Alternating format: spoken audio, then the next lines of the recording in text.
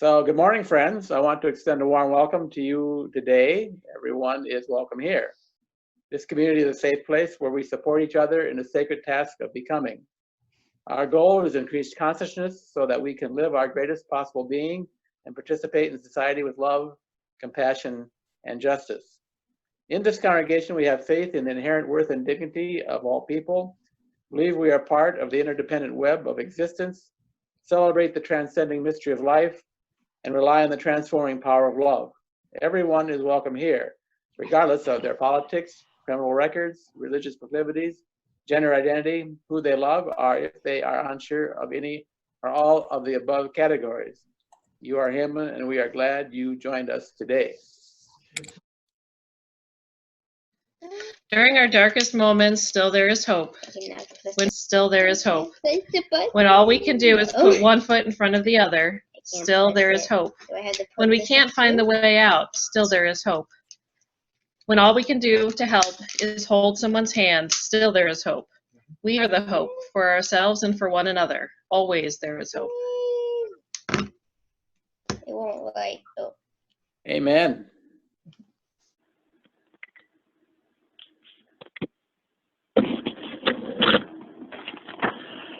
Hoping you can hear me. This is conservatism versus authoritarianism, based on excerpts from an opinion piece that I read in the New York Times. Now, I tend to flinch, and this is referring to Jim's, to the order of service today and the picture of Uncle Sam straddling the gap between right and left. And I tend to flinch when confronted with a forced dichotomy, male, female, nature, nurture, black, white, political right, political left. Nonetheless, I do find comfort in the echo chambers that reinforce my pre-existing biases. And I'm going to be reading some excerpts from this. The Whole of Liberal Democracy is in Grave Danger at this Moment by Thomas Edsall. Okay, here goes.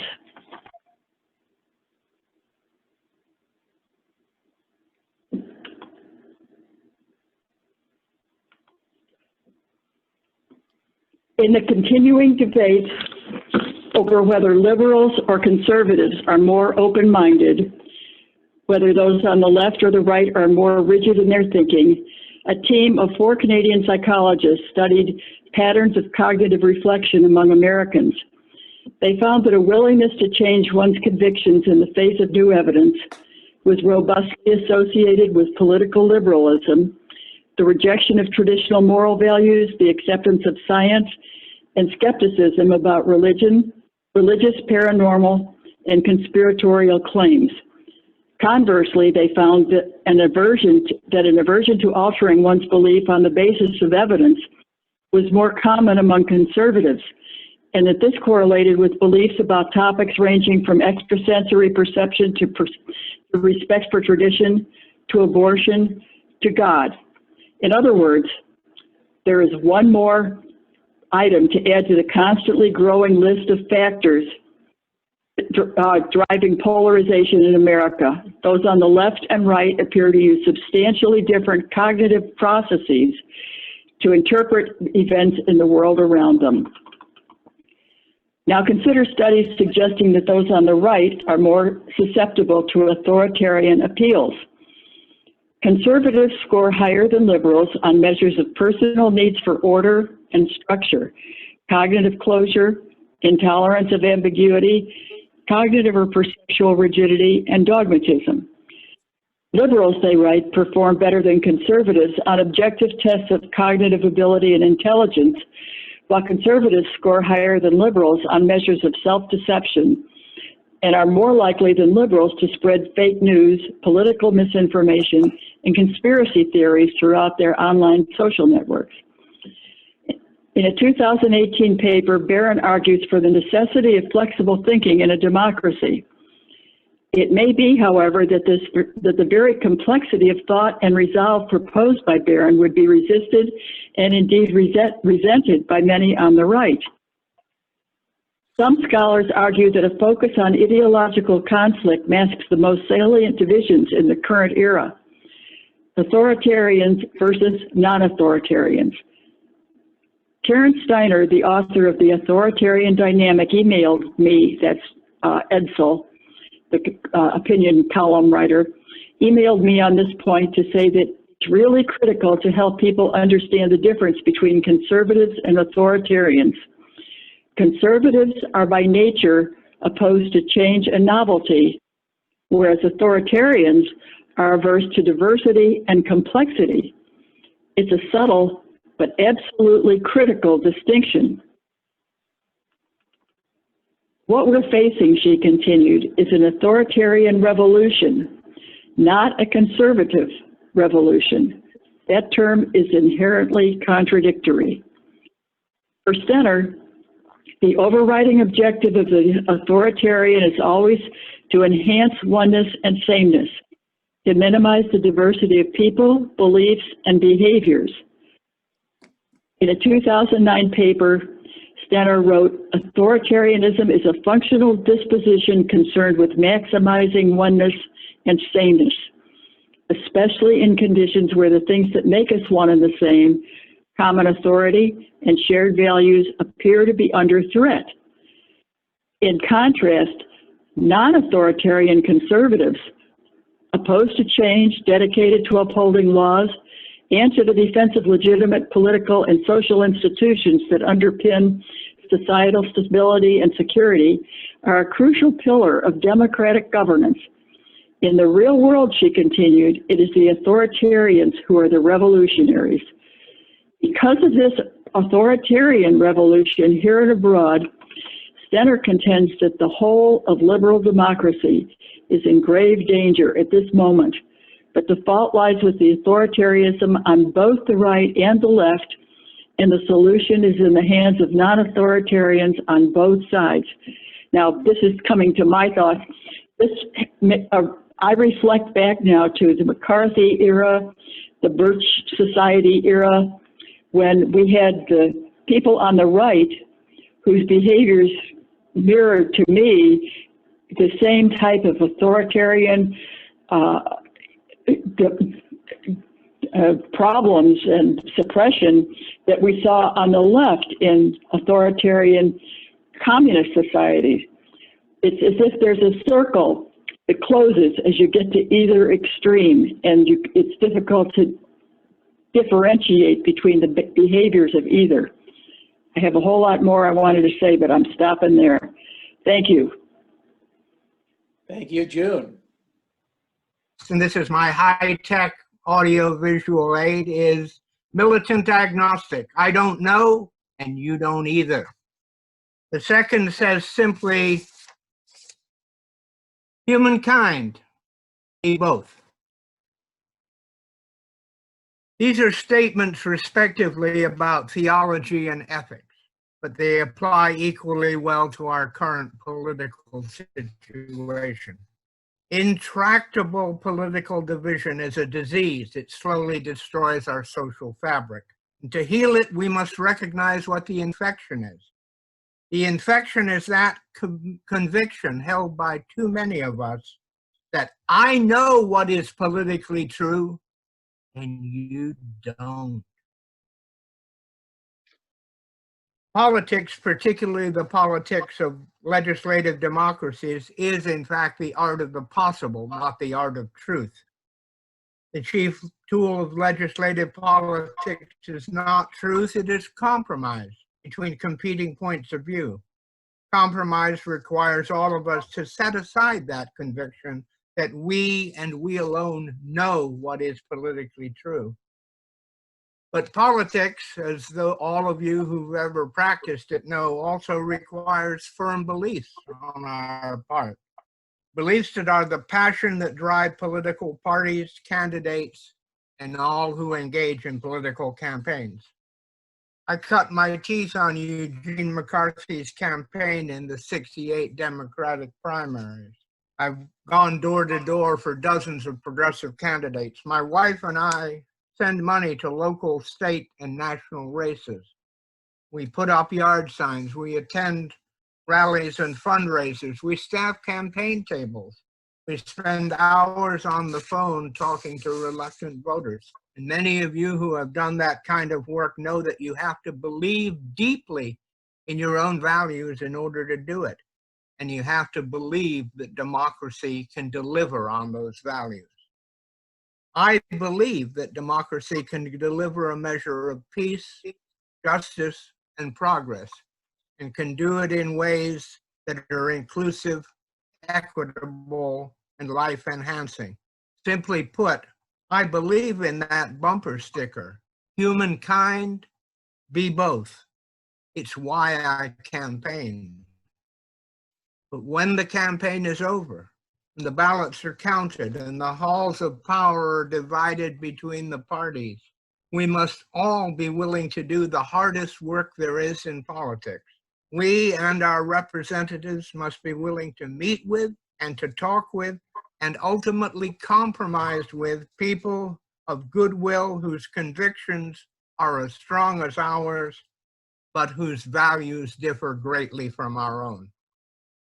When it comes to the details, the means, the costs, the specifics of the programs, there are myriad other beliefs as valid as my own that must be taken into account. There are values I do not believe in, which still must be taken into account. That's where the second bumper sticker comes into play. Concerning political values, I am a militant agnostic. I don't know, and you don't either. I have to admit that my firmly held values could be wrong. I don't know. And I must gently insist that your values could be wrong too. You don't know either. Together, perhaps, we can stumble our way, not to truth, but to survival. Thank you, Roger.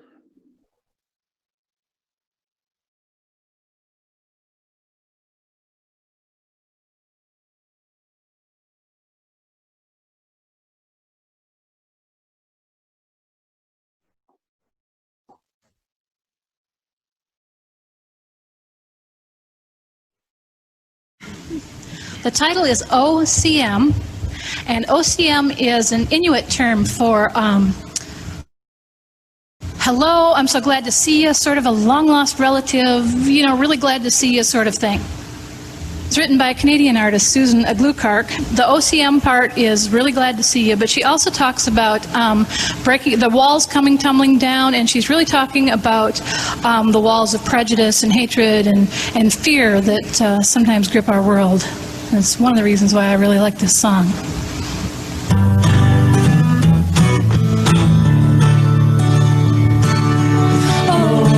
OCM, we are all family. OCM, we're all the same. OCM, the fires of freedom. Dance in the burning flame.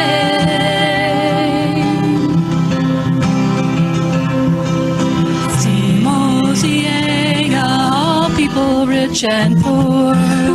Simoziega, those who do and do not know. Simoziega, take the hand of one close by.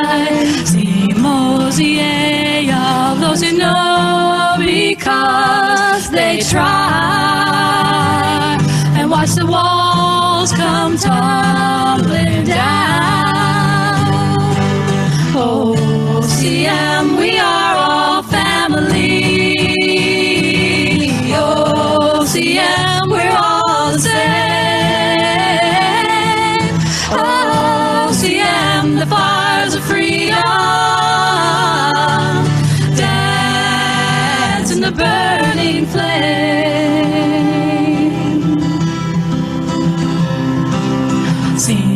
Simoziega, all people of the world. Simoziega, it's time to make the turn. Simoziega, a chance to share your heart. Simoziega, to make a brand start and watch the walls come tumbling down. OCM, we are all family.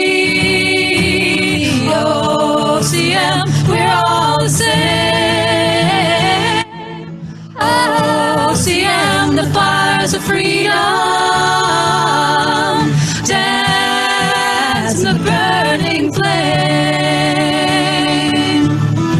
Fires burn in silence, hearts in anger bleed. Wheel of change is turning, for the ones who truly need to see the walls come tumbling down. OCM, we are all family. OCM, we're all the same. OCM, the fires of freedom, dance in the burning flame. Dance in the burning flame. Very nice. The title of the sermon is "There Are Good People on Both Sides." This you may recognize as a quote from a politician whose name I will not mention. The worship theme for the month of August here at Buff is morality and ethics. So I've been researching this very broad topic and have stumbled across a discipline that addresses this very issue from a psychological perspective. It is the discipline of moral psychology. One of its principal spokespersons is Dr. Jonathan Haidt, H-A-I-D-T. Much of what I say here today is based on his work. And incidentally, Dr. Haidt identifies as a conservative. It is no secret that one of the biggest problems we face as a nation is a kind of political division that is full of hate, acrimony, and falsehood. Both of our main political parties seem to enjoy using abusive language to describe the other. There's much invective and impugning of others' motives and characters. Two common refrains are, Democrats are trying to destroy our democracy, and Republicans only care about the rich. The poor can just go to, well, you know where. The purpose of this sermon is to get above the fray a bit and maybe find some understanding for ourselves. It is my particular opinion that the only way we are going to make any progress in healing our self-inflicted wounds is by learning to transcend the seeming opposites of liberal versus conservative and change the dialogue between the two parties from a debate we are trying to win to a dialectic in which we seek to discover the truth. So I have prepared a list of things I think we need to know to reach these goals. Point number one, according to moral psychology, babies are not born as blank moral slates. There's a wealth of evidence that suggests that we come into the world with certain ways of organizing experience already present. Two of the most powerful of these inborn proclivities are the need for order and the need for change. According to Dr. Haidt, conservatives lean more towards preserving of order and liberals lean more towards social change, which leads to disorder. Liberals speak for the weak and oppressed and want change and justice even if some disorder results. Conservatives speak for institutions and traditions and want order even at the cost of those at the bottom and margins of society. Point two, the values of change and order are not really two values. They are two sides of one coin. One cannot exist without the other. And Lisa, would you please show the yin-yang symbol? The yin-yang symbol shows that the opposites, light and dark, are just different aspects of the same reality. They only seem like opposites. The two that are really one are necessary for there to be life, which flows from the tension between light and dark, between change and order, between liberal and conservative. Lisa, please show the representation of the Hindu gods Vishnu, the preserver, and Shiva, the destroyer, our changer, combined in one figure. Here again, we see the oneness of two seemingly opposing human instincts. Shiva/Vishnu seem like two distinct dynamics, but are really just different aspects of one spiritual reality. Jesus addressed the issue of the opposites when he said in the Gospel according to Thomas, when you make the two one, and when you make the inside as the outside, and the outside as the inside, and the upper as the lower, then you shall enter the kingdom of heaven. Kingdom of heaven was Jesus' code phrase for the state of perfect communion with God. What the Hindus call Ananda. The yin-yang symbol, the Vishnu Shiva image, and the Jesus' saying are snapshots of a dimension of human being.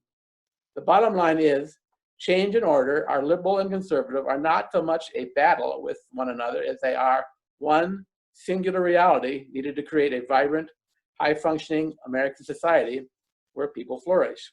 Point number 3. There's a very useful/destructive dynamic in human society that is labeled tribalism. Tribalism is the ability of large numbers of people to cooperate together to work towards a common goal. This has been extremely important in our development as a species. It would be impossible to build a great pyramid, send a legion to Gaul, or fill the tank of your Prius with gas distilled from Saudi Arabian crude without tribalism, the cooperation of millions of people. If you enjoy your microwave oven, talking on your smartphone, or the Declaration of Independence, give tribalism a shout out. But, and this is a very big but, tribalism has a really huge dark side. As I said, when a large number of people are cooperating as a tribe, monumental things can be accomplished. Unfortunately, it also took the cooperation of a tribe to build the ovens that incinerated the bodies of Jews murdered in the Nazi death camps. And you can supply for yourself many, many more examples of the downside of tribalism.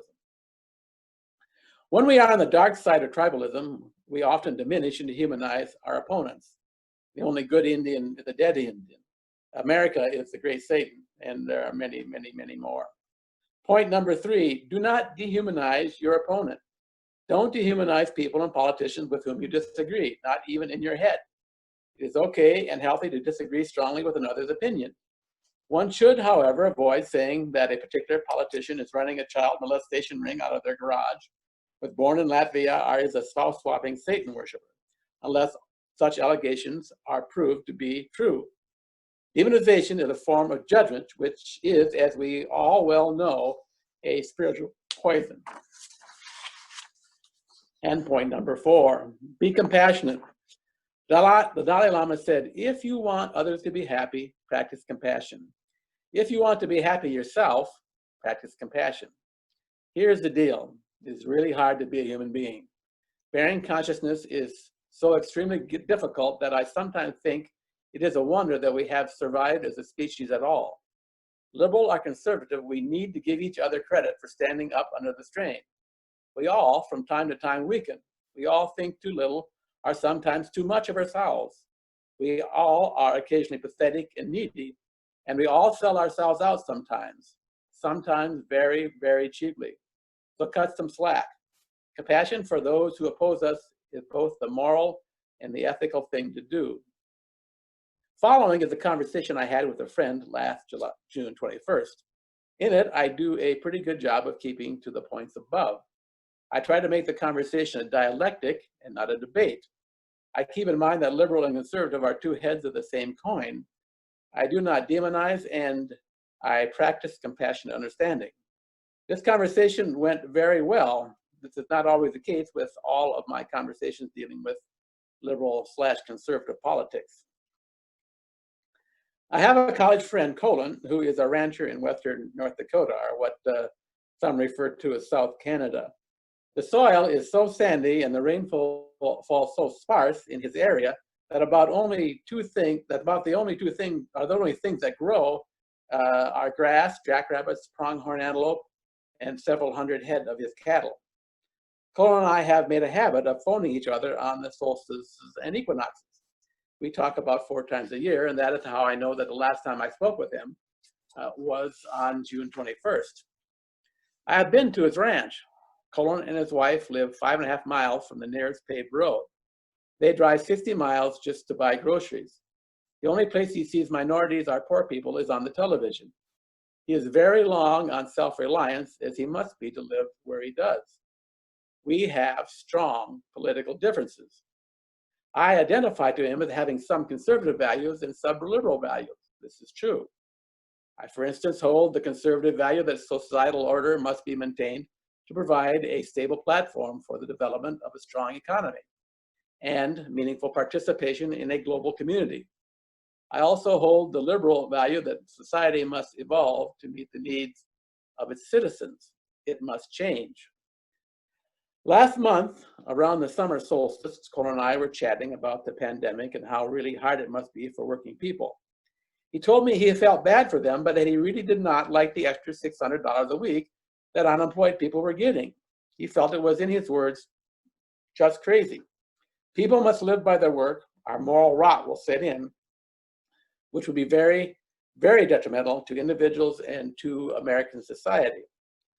I responded, I see your point, Colin. There are, however, some things I like about the payments that fit very well with my conservatism. I continued, our most important resource to be conserved is people. $600 a week seems very inexpensive when you consider the bailout of the big banks in 2008, 2009. That weekly $600 we give to the unemployed will be quickly spent and begin circulating almost immediately, stimulating the economy right now. It is calculated that for every 10,000 given in job aid, in unemployment, a job will be created. People will take these jobs, giving them pride and meaning, which will help make our society stronger. Coleman responded by saying that even if there is some suffering, that it is better than losing our souls for a few dollars of government handouts. He further suggested that if there were some sort of work program where the unemployed could be paid in exchange for work, that it would get the money where it was needed while maintaining people's pride and sense of meaning. I agreed with Coleman. A work program could be an important policy for maintaining our national integrity while getting money where it is needed. Coleman and I drifted on to other topics, but you get the idea. Both of us got to say our piece. If one is able to bear the tension of the opposites and practice compassion, one can actually have meaningful conversations with those whom one is in strong disagreement. You can tell your truth if you let others speak theirs. There are, as President Trump reminds us, good people on both sides. In closing, I would like to say that I am often tempted to despair. Yet something within keeps intruding on my despair, whispering in my ear that life and love are not done with our species or our planet. It seems to me that there is a powerful goodness at work, pushing us, dragging us, creating in us, evolving us towards an unimaginably pure and beautiful light, a light to which there is no opposite. This flame is extinguished, but not our hope for the future, our courage in the face of crisis, or the love we share in this world. I even got the pass though. Thank you, Beth.